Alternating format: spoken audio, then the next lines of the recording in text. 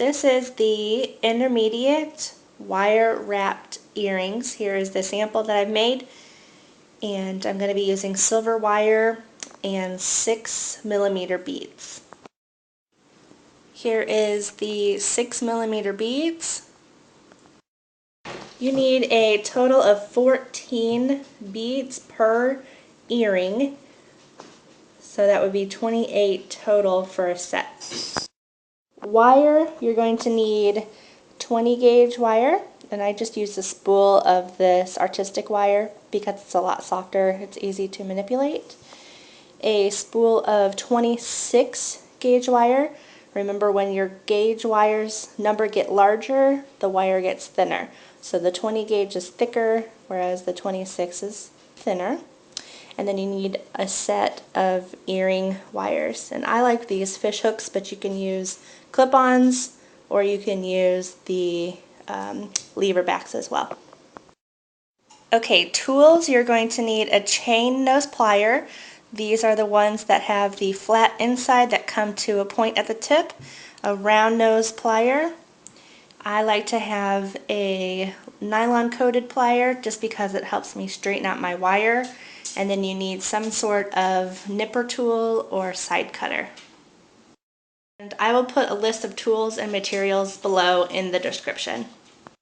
Okay, first you're going to take your 20 gauge wire and your nylon coated pliers and pull out about 8 inches or so off of your spool, and you're going to try to straighten your wire out. Mine has a lot of kinks in it, so these nylon coated pliers really help a lot with straightening your wiring out. Now you're only going to need 6 inches to start, so with my little clear ruler here, I'm going to measure 6 inches, and it doesn't have to be exact because we probably will trim some off at the end. Cut your wire 6 inches long. You're going to need 2 of these wires, so I'm just going to measure close. So really you want to pull a foot out so you can get 2 6-inch pieces.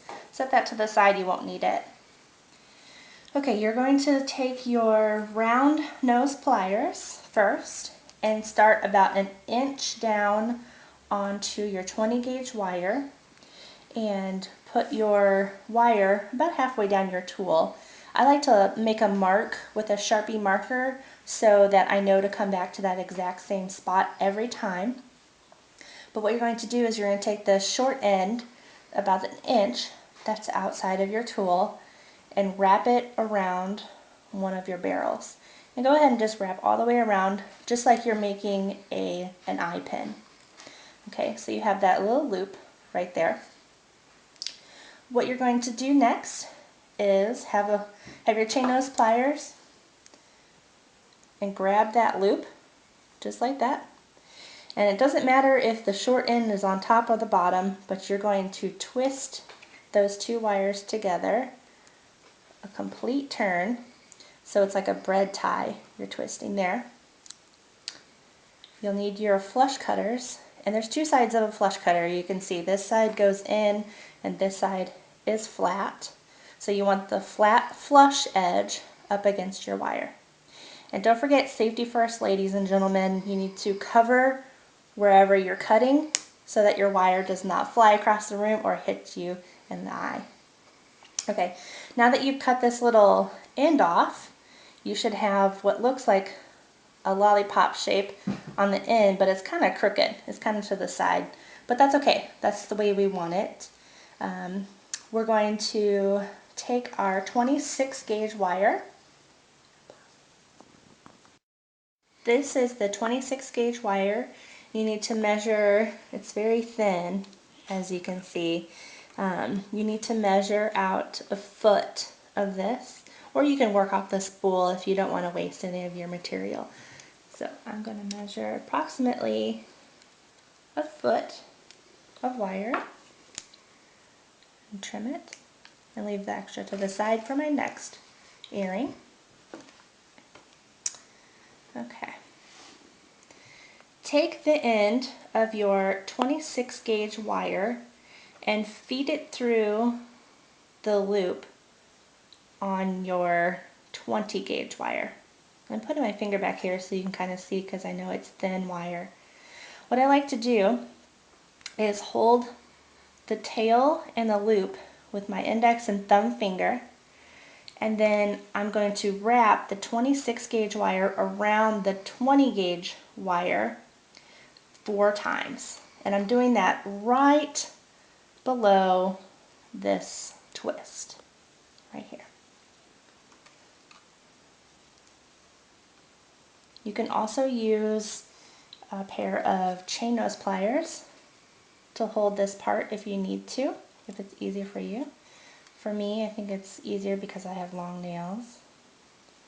So when you're wrapping, you want to start at the loop and wrap down your wire as close together as you can. Each wrap, if you can see it, is real small, but they're really close together. Okay, now go ahead and string on your beads, and the more beads that you have, the bigger your earrings are going to be, and vice versa. If you use fewer, then the smaller your earrings will be. I'm just trying to slide these on. Now that I have all of my beads strung on, you want to pull one down to your wrapping area, and again I'm going to hold my finger, my index finger and my thumb over the bead and the wire at the same time. Can you see it okay? Mm-hmm. Okay, so you're going to take this wire, and I always wrap going the same way. So if I wrapped away from me for the beginning, I want to keep going, or if I wrap towards me, I want to keep going that way. So you're going to wrap twice in between each bead so that it secures the wire, the 26 gauge wire, to the 20 gauge wire right there, and you wrap twice. Okay, so you bring your wire back up, pull another bead up here next to that one, pinch it, hold it while you're wrapping. So now you have 2, bring up a third. You're going to continue to do this until you have gone through all of your beads. Okay, I'm going to do this 3 more times, and then I'll complete this and show you the next step. If you get to this part and it starts to make your wraps a little bit separated, all you need to do is use your fingernail, or you can use a pliers and kind of cinch them together.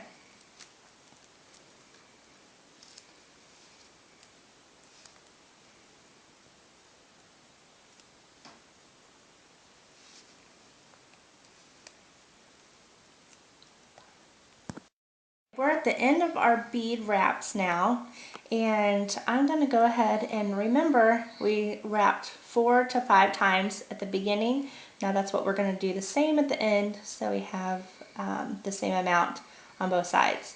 So I wrapped twice already, 3, 4, 5.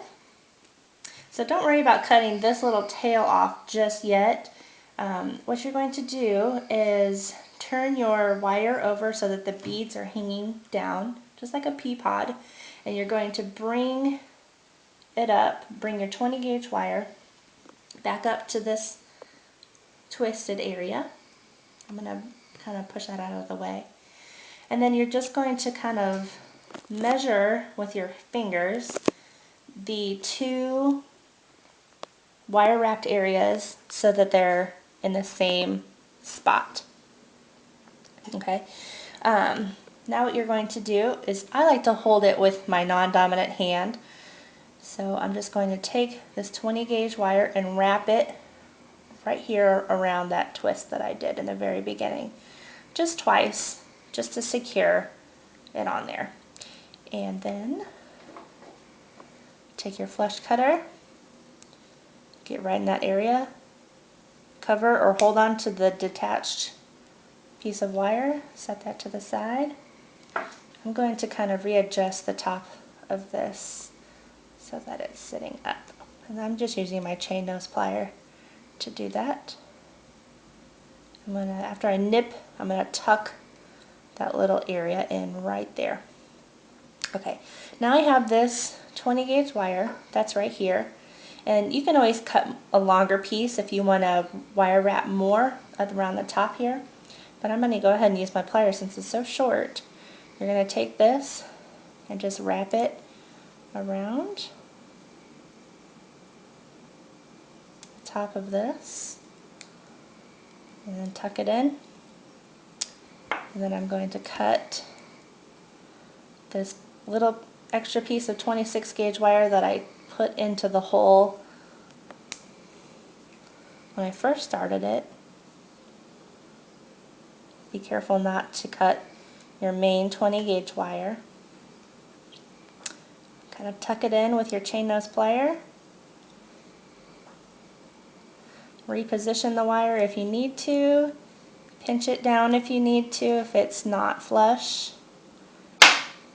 And then you can pull on these beads to reposition your earring to make it look just like that.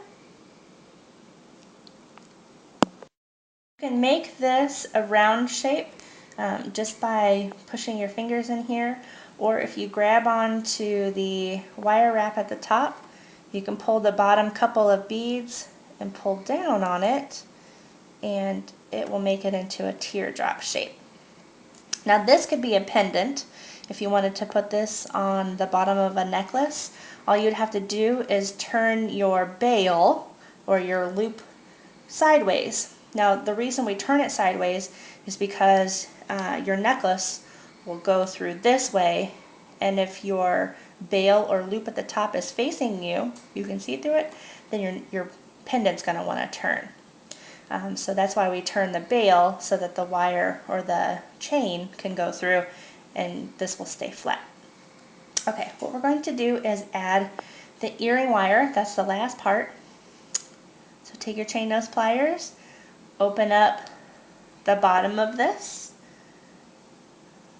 loop it on, and remember, whenever you open up a jump ring or the bottom of an earring, you open it side to side, not pull it apart, and then you have your earring. Thank you for watching. Make sure you follow me on YouTube, subscribe down at the bottom, and you can also find me on Facebook if you go to mariagotart online. Thank you for watching.